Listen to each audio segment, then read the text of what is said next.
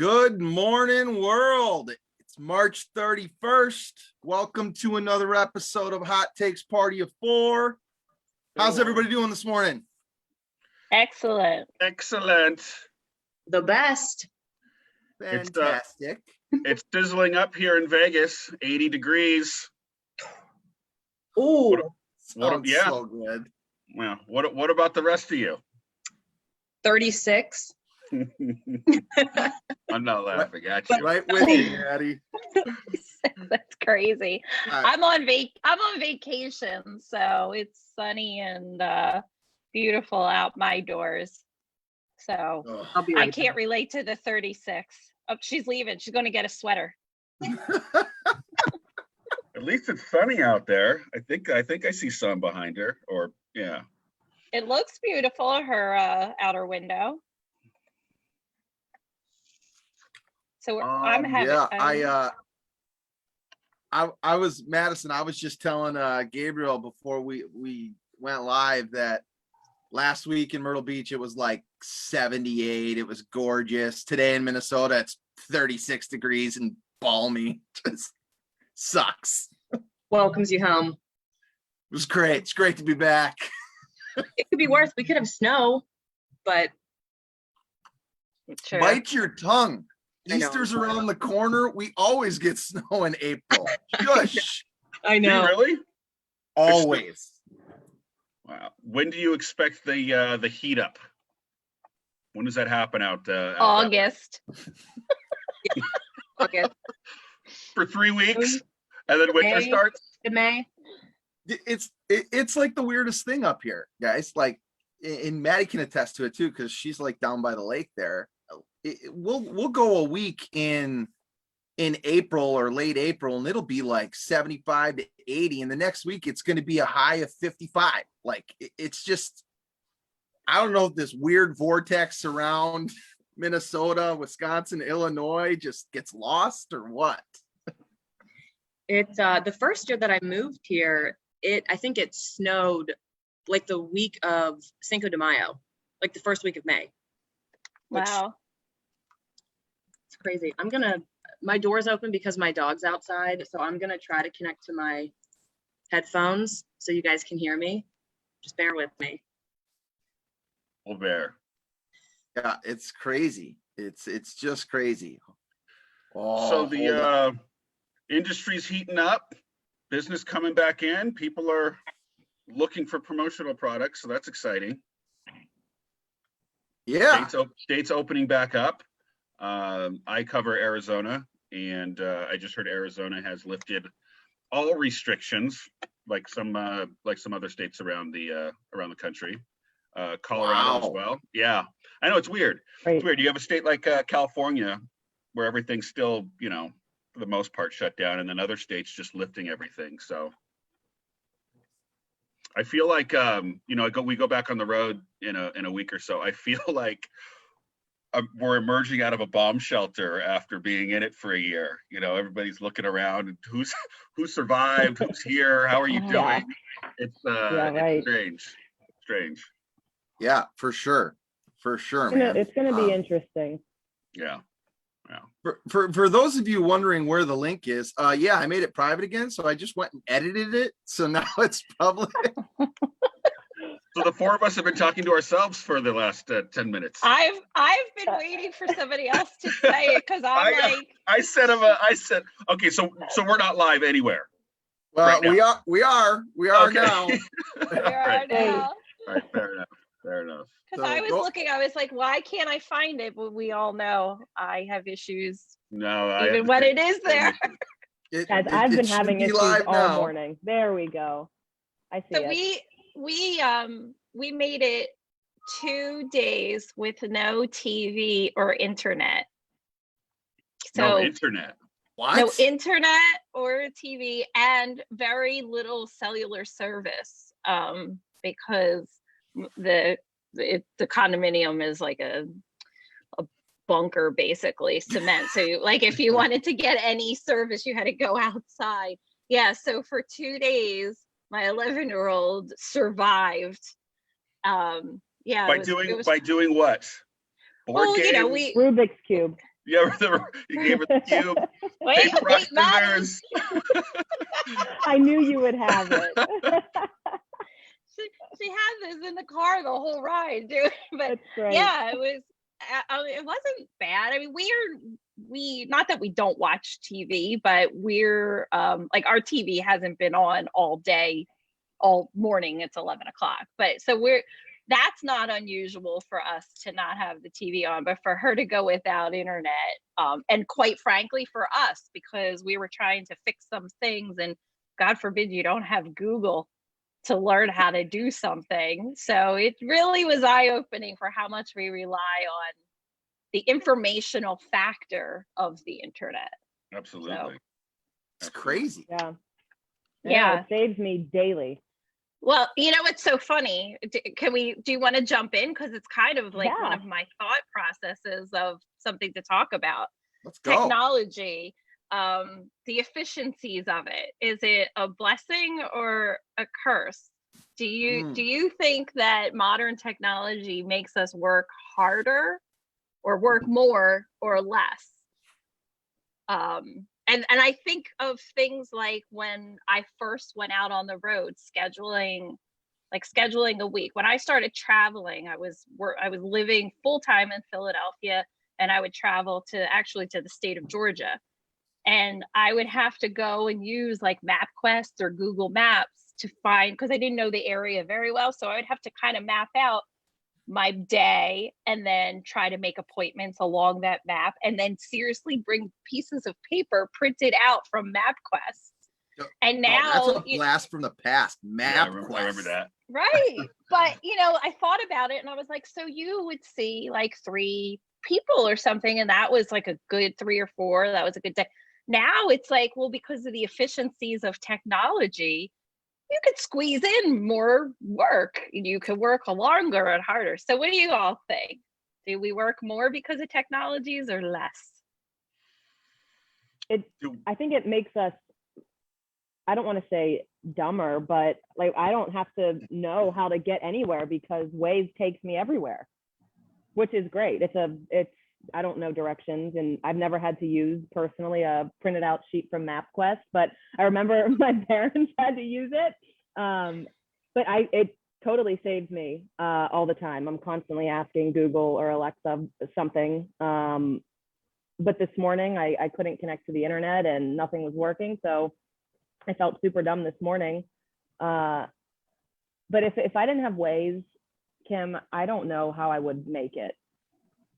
So I get not, so now we don't have to look up, or we put it in our GPS or Waze, and we don't have to know which direction we're going. We just follow whatever the thing says. But the internet has given us, vast knowledge. We can now, anything we want to know, we can find out anything. 20 years ago, that wasn't the case, unless you had, Encyclopedia Britannica or something, A through Z in your house. Maddie, look that up if you don't know what that is. I know what that is. Those poor encyclopedia salesmen. Terrible. So I think, yes, while in certain cases, one could look at it and say, yeah, we're getting lazy in certain areas, but our knowledge, the kids coming up today, we can, like I said, we can literally find out anything we want to know about anything in the history of anything, right? What can't we figure out? Right. There's some people might say this is a little sacrilegious, but some people have said Google is like a god, right? When you ask God, or hey, can you do this for me, or I'm praying for this, you go to Google and Google will give you anything that you need. I mean, will it not? What can it give you? Yeah. Like Within how often seconds. are you we'll watch a movie and we'll be like, is that so-and-so still alive? Or That's how right. old is that person? Always. Immediately you're like we watched the Tina Turner documentary. I was like, how old is she? Or when did Ike die? And immediately you have answers. Right. So our knowledge, I think, is going to increase, or it has increased. Yeah, I would agree. Kim, I'm gonna say both. Like, it's a blessing and a curse. Like, because of technology, like, you can't get away from anything. Like, you're always on. Like, right. The days of the 9-to-5 work week, like you think of like the show Mad Men or some of the other ones where like you go to work, you go to the office, you come home, you're done. Like that's gone because of the internet and technology. I was on vacation last week. I was just telling a couple of you, I brought my computer along and still worked, like, because people got a hold of me and they're like, I don't care if you're on vacation. I need your help. Yeah, well, and I want to add to this. If somebody would invent an out of office for text messages, Yes. I would love Yes. them forever, because that is my biggest issue. I will actually like leave my work phone and come back, and there's a bunch of text messages, and there is no voicemail, out of office email out of that responds to a text. So somebody out there, get on that. Get on the shtick. Yeah. Fast. Hurry up. Ain't gonna be me, Yeah. but I agree with you. Yeah. Yes. I think I think of the blessing and the curse, because I think we definitely put more time in, but it does make some of our tasks easier. Agreed. I wouldn't want to live in another agree. time. I wouldn't either. I want to be a part of this and where we're going. Yeah, sometimes I wonder, like, I wouldn't mind checking out the old days, but then I watch old movies and I'm like, no, I'm good where I'm at. I'm good where I'm at. Right, right. So my wife and I have that conversation sometimes, and I say, she goes, I'd love to, like Little House on the Prairie, right? Oh, I'd love to, live out on the, and my answer to that is always, well, your past would be different than my past. So I don't want to go back there. I'd rather be here. The three of you know what I'm talking about, right? Well, I like to be here. Nice. Yeah, well, you're all hyped up on Tesla and where all this Yeah. electric cars and stuff is going, man. I'm into that. I'm a fan. I'm a fanboy for those who don't know. I'm excited about it. And listen, I'm going to be completely transparent. I'm not a big tree hugging, save the planet type. I think the car is cool, and I don't like paying for gas. So that's pretty much how that narrows down to just that. So Yeah, you're not recycling, and yeah. Are you kidding me? I threw a soda can in the trash the other day, and someone was looking at me weird. I'm like, that's where it goes, it's in the trash. Sorry if I offended anybody. That's how I feel. That's good. Who's up next? I will go. Mine's sort of industry related, but not really. When you guys are on the road, and if you're staying overnight somewhere, how do you spend your evening when you're finished with your meetings? What do you do as soon as your last meeting's finished? And I'll go first. Good question. I will immediately find a gym as soon as my meetings are done, get my workout in, and then I get food takeout from, well, it would be from either Chipotle or Piata when I was in Ohio.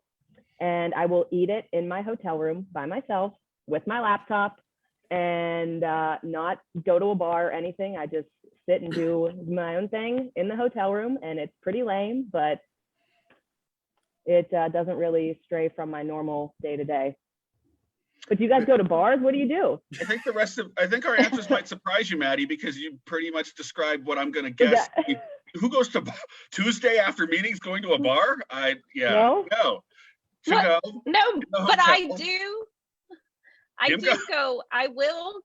won't go sit at a bar, but I will. It depends on where I am. But I will go out and eat a meal outside of my hotel room. I used to do what you just described, and I found it was actually better to decompress and step away. So I will go out. I have no problem sitting in a restaurant by myself and having a meal. Sometimes I might sit at the bar and eat, if it's a busy restaurant and I can't get a table or something. But yeah, I stop the days of sitting in my room, hunkered around, my plastic fork and my bowl of Chipotle.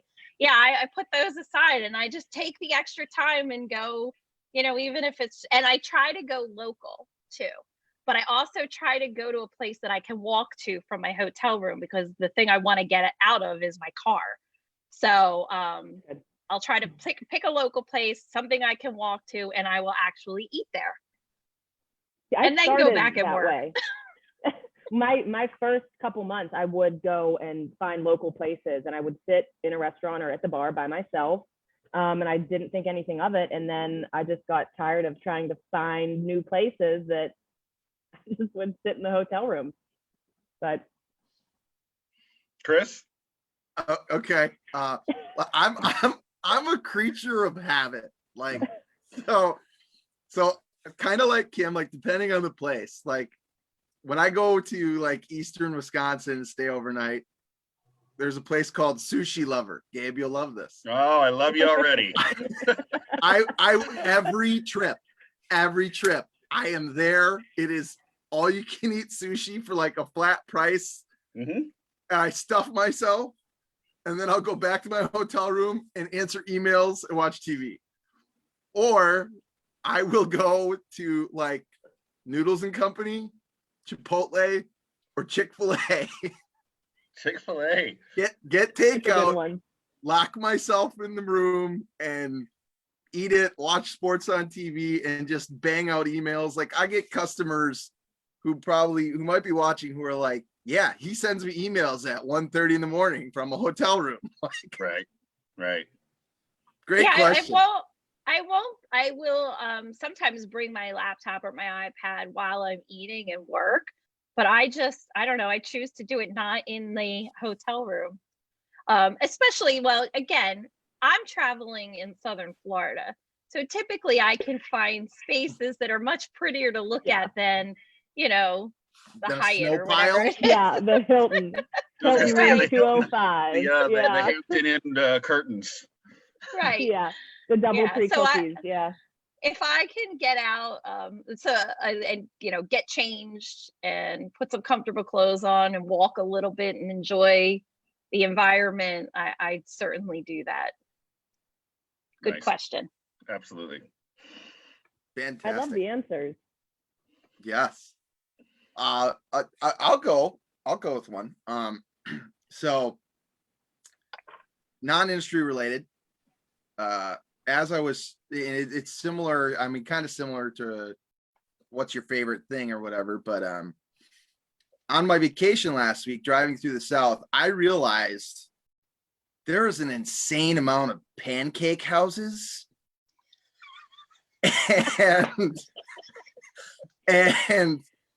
and Maddie, you're gonna like this too. Dunkin' Donuts were on every corner. Like I was in South Carolina last week going, oh, Joe's Pancake House and Theo's Pancake House and Rob's. Like, what's with pancakes, man? What is the Waffle Houses are big in the South. Seriously. And there's something called a Huddle House. And we always laugh because we think it's like the Huddle House is trying to compete with the Waffle House because they look similar. And forgive me if anybody is a true Southerner and knows the difference. I do not, because I've admittedly been to a Waffle House once. I was 16. I stuck to the seat and swore I would never go back again. True story. There were like my kids were like, oh, there's a Waffle House. I was like, oh, and hold on, don't blink, because there's gonna be a pancake house somewhere in the next block. Like, and there was. It was like religious every other block. I was like, dude, we don't have something like that up here in Minnesota. So I was wondering, my question is, like, is there something where all of you are that is just like constant like that? Starbucks. I was gonna go. That was too easy, Maddie. I was thinking, yeah, but that's everywhere in the world at this I point, know. right? Could have laughed and find Starbucks on a mountaintop. Yeah. Wawa. We have Yeah. Wawa's. I don't know. I look at it in the world and I'm like, Starbucks, Wawa's, and Walmart's. They're everywhere. Walmart. And Wawa's are just expanding. Like in the Philadelphia market, there's a Wawa seriously like every mile, but they're now down the East Coast. So other than Starbucks, that would be my East Coast thing that you see everywhere. Okay. I want to say like Italian beef places. Like there's Portillo's, there's Al's Portillo's? Italian beef. But there's not, besides like the Starbucks on every corner or the CVS on every corner, there's really not much here. There's different things. I think I find in every strip mall a Thai restaurant and a donut shop. Sometimes together, sometimes combined. Thai and donuts. That sounds interesting. Mhm. Okay. That's all I got for you. I mean, I had to bring it up because I was just floored by the So amount did of you pancake stop at house. any of these Yeah, did you restaurants and eat go? No, breakfast? Which no. one did you stop at? You stopped at Roy's? Did you stop at Bob's Pancake House? Seriously, it was like You- my 12-year-old was like Theo's and like Cliff's and like Yeah. they all You said had one Theo's twice. namers. Was there really a Theo's? Yes, said there was Theo's a twice. Theo's Theo's. Pancake House. I'm gonna look Theo's up. I want to go to Theo's. That sounds interesting. Did you not have a pancake the whole week? No. No. On vacation, you gotta have pancakes. Well, that's a lie. Sorry, Nikki, who's watching, my wife. She did make pancakes in the Airbnb one day, and they were delicious. It was Nikki's Pancake House. Nikki's Pancake House. I went to Nikki's Pancake House. There you go.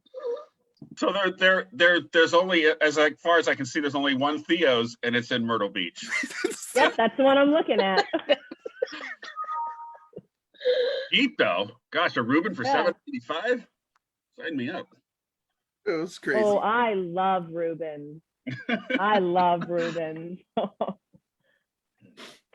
Awesome. That I would say that's my favorite sandwich. So Is now it? we know. Yeah, you have to. Have you ever spent any time in New York, in the city? Minimal. Well, I've never had like a real Reuben, like a New York Reuben. yeah, that's where you got to go. Go to like a Cat's Deli or something like that. Get some pastrami or corned beef. Isn't Like, like a stack up Reuben this on high. like marble bread usually? Dry Right. bread. Yeah, right. Oh god, that I'm bread is out. good. I'm out. Yeah, me too. That bread is awful. That's My the goodness. best. Thought of that. Worst. No. Let's find the worst bread we Pumpernickel- can find and make a sandwich out of it. Mhm. Get out of here. Gabriel, Oh, I'm a Gabriel, big you and I are like best friends from a different time, man. We got the same tastes. Yeah. What about pumpernickel bread? You guys hate that too? Pumpernickel? What, Pumpernickel? you have to explain what this is. Pumpernickel is like when you have the marble. The whiter part of it is the rye, and the darker brown is the pumpernickel, and the marble is them two put together. I'm What out. about good old fashioned white bread? No? Yep. Yeah. Maybe some sourdough, maybe depending on the sandwich or the Yep. grill. Agreed. So- Agreed. Boring. Yeah. Lame. I mean, Lame. I might dabble in some 9-grain, whatever healthy stuff, but otherwise, no. Love it.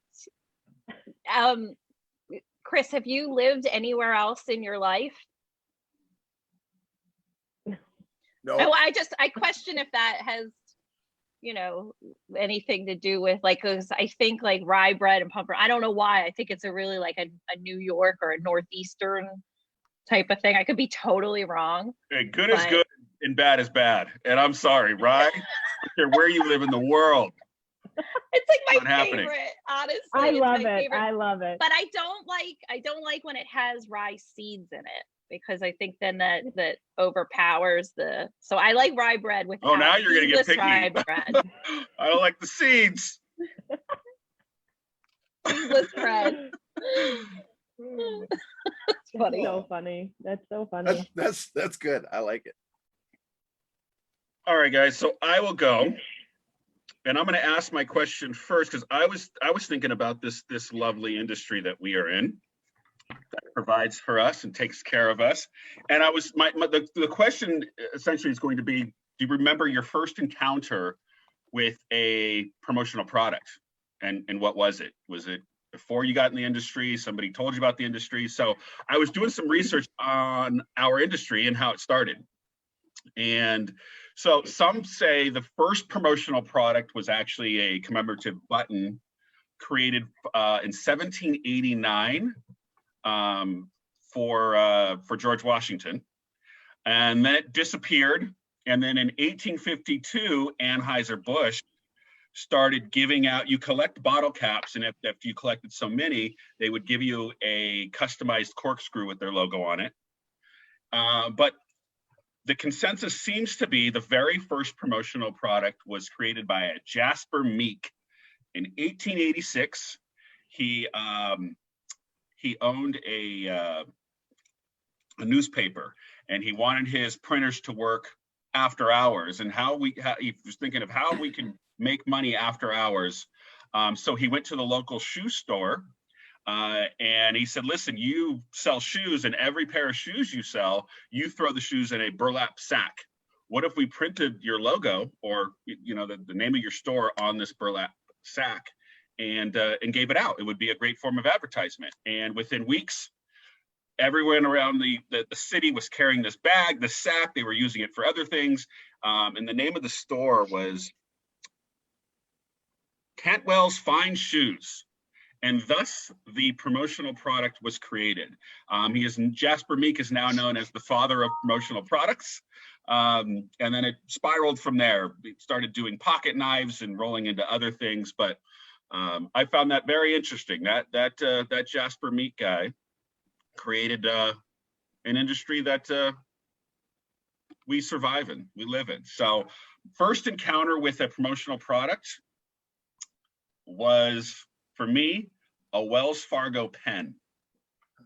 It was with my dad in the bank, and the teller, he did something, and I was a teenager or something, and he gave it to me. And I asked him why it said the name of the bank on the pen. And, he explained to me in his own way, whatever, I don't know, advertising or of some sort. But I do remember my first encounter with promotional product, and it was a Wells Fargo pen. Do you guys remember the first encounter of some sort of promotional item? Yes, I'll jump in. My dad has been in the promotional products industry for pretty much my whole life, if you guys don't know. So he would always bring home, whether it was a pen, a mug, a bag, a lunchbox with a logo on it. And up until I was probably 21, I thought that he just put stickers on bags. And my whole life I was receiving promotional products, and I didn't really understand what they were, why we had them, why somebody's random logo was on it. But now, we're in this thriving industry and we're surviving. But yeah, it's been my whole life. I've kind of been around them, but didn't really understand what they were used for. I love it. I started in this industry working for ASI, and I probably worked there for probably longer than I should admit to. It was probably a good 2 months before I truly understood what it was that the industry was, what a distributor was, what a supplier was. Even though I'm sure my whole life I was surrounded by promotional products, it didn't click for me right away as to what we did. But thinking back, the things that I think of from my childhood were more apparel based. So like my dad was a carpenter, and we would go to the local, annual picnic, and every year we would get a t-shirt with the union number or whatever, and I would keep those t-shirts until I couldn't keep them anymore. So probably my first thought when I think of it as being a kid and having a promotional product was ironically from an apparel perspective. So Yeah, I would say I would agree, Kim. Mine's similar to that. I graduated college. I got my first job in the call center for an apparel company, but I didn't really consider that promotional products. Like, it was apparel. Like, we were putting logos on it. And I would say the first time would be one of two things. One was the first time I went to PPAI, and I went as like a customer service person, as support for the booth, like to help set it up. And then I worked the floor the first day, and my jaw just dropped. Like, I was like, what is all of this stuff? And I I didn't have kids yet at the time. And I remember walking around the show like the people we see and talk about and laugh about kind of today with a giant bag, throwing everything I could get my hands on in it. Because I was like, this is great stuff. I have a million pens. I have squishy balls. I have like, and I brought it home and my wife was like, what is this crap? Like, and I was like, this is what we do now. Like, so that was like my first experience where I was like, light bulb, this industry's how big? Like at that time it was like only 18 billion or something. Like, Right. so now being like previous to COVID, what, 27 billion or something like that now. It was that was just eye-opening. Like the pens never even crossed my mind until after PPA. I was like, oh my God, every pen has a logo. Wait, but the follow-up to that is, now are you the opposite? I am the opposite. You couldn't give me, like, people are like, ooh, free t-shirts. I'm like, I'm good. Yeah, no. Like, Go- it's funny Go how anywhere. Hey, do you want I one of don't these? want it. Nope. No, I'm good. no, I'm good. It's a rarity for me to take it every once in a while, maybe listen, 20 years in the business, every other year, there's a product I see somewhere and somebody has, maybe during breakdown, and I say, you know what, I can use that, or I'll take that. But yeah, it's a rarity. I like to walk out with a backpack on that has a laptop in it, and that's it. I don't need it stuffed with things spilling out of it. Yep. But I mean, listen, we are on this end. I mean, look at our garages or our storage units, right? It's everywhere. As much as we try to, every month or so or 2 months, try to get rid of it or try to narrow it down, it keeps piling back up. It doesn't end. It doesn't end. And so much of it now I find is useful. Like, I'm on vacation and I'm looking around at all of the things I'm utilizing that are products that we sell. I have my wet dry bag, I have a hairbrush, I have my water bottle, the shirt I'm wearing, it's everywhere. Excuse me, like, it is literally everywhere. So it's, as much as I joke and say I try not to take it, we're surrounded by it. And so much of the product, I think, moving into the future is better product. It's better goods that people want to use because the sustainability factor, but also you want people to reuse and utilize it to, because that's really what it's all about, the impressions that you're getting. So I think sorry, go ahead. I'm done. Something else to keep in mind, and I think we, and those listening, most of the people listening, we're in this industry and we see this stuff every day, and we're like, okay, another shirt, another mug, another. End users, I still, my wife will take a mug or a couple mugs to her school that she works at, and people get very excited about this stuff. The people who don't see this stuff on a regular basis love the stuff in our industry. So I try to keep that in mind as I go along, and I say, well, God, I'm tired of this pen again. So we're using pens, but somebody gets a pen, a mop topper. They get a mop topper pen. I'm like, oh my God, it has hair, it cleans screens. How cute is that? And they get excited about this pen that we've seen for years and years. So I try to keep that in mind moving forward. Yeah, my wife works in a lab, and like a couple of years ago, I was like, I have all of these coffee mugs and stuff. Like, I'm just going to donate them. She's like, oh, I'll take them to work. Maybe people love them. And now her people at work ask, yep. Does Chris have more stuff like he's getting rid of? Like, can you bring, like, she'll bring bags of promo stuff. And I'm like, this is discontinued. I'm never going to use this. Whatever. And they think it's Christmas morning, like every time. They do. Yep. Good stuff. So good one. That was good. Who's up? I think that's all of them, right? Are we done? The OG question of the week is coming up. Oh, all right. So I have it may be a little controversial. So oh boy, we love that here. Look at us. We're all sitting up close to the screen. It is industry related. I was was filling out some documentation last week, and I was thinking about education. And during the course of the pandemic, I had committed to myself to get my MAS certification. I had had my CAS for a billion years, and I just never took the time to do it. So during some downtime, I hunkered down and I got it. So I was having this talk because it is in my signature, and somebody had asked me about it.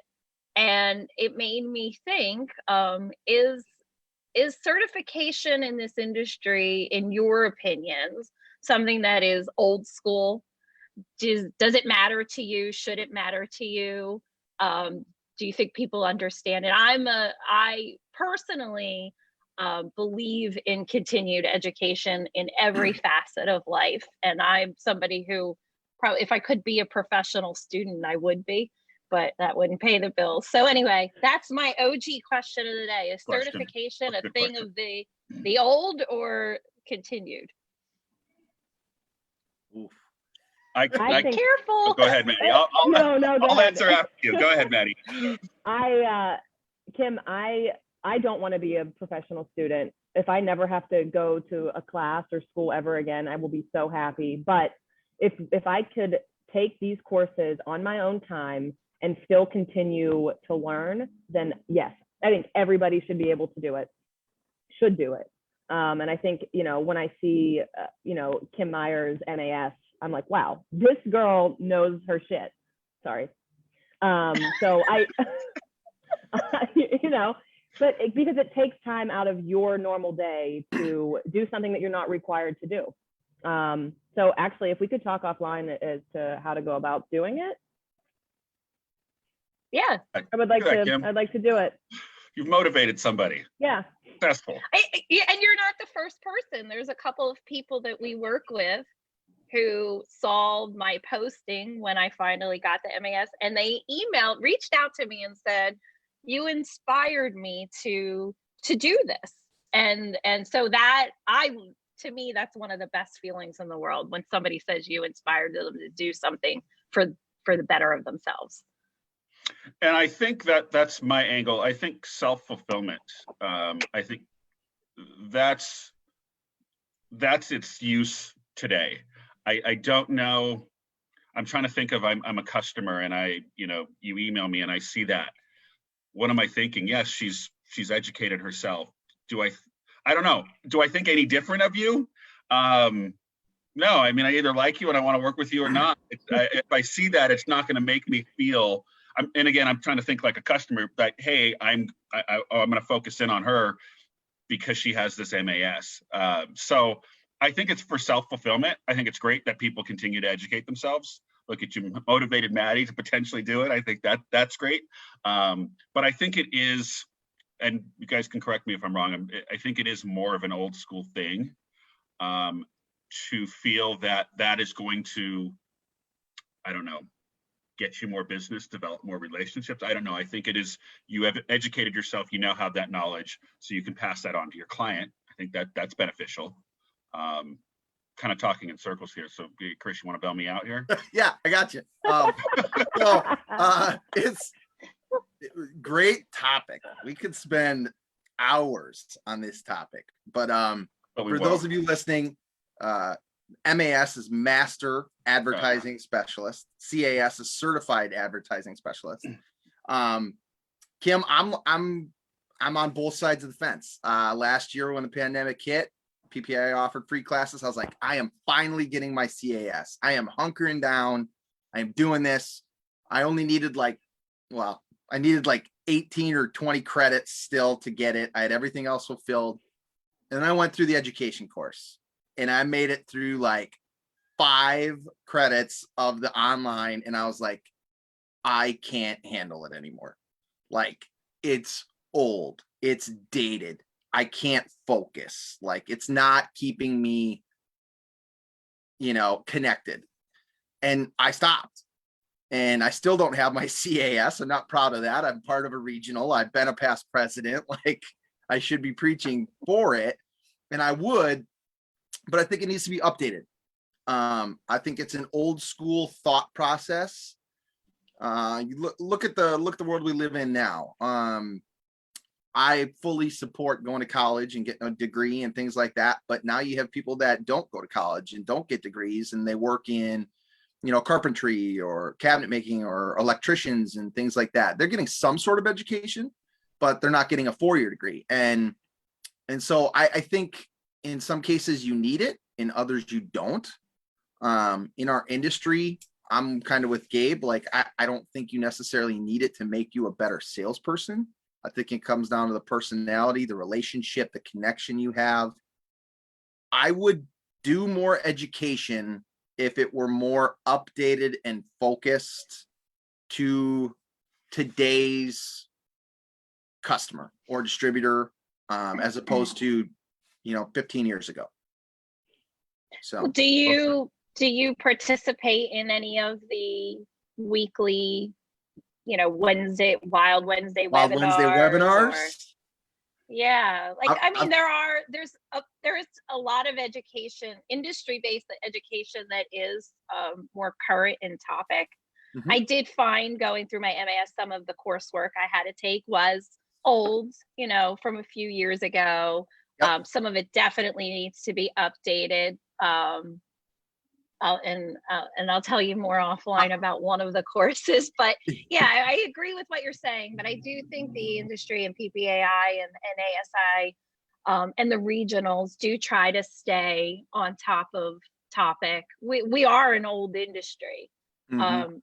But I do feel in the last couple of years more change than I've felt in the previous 15 years.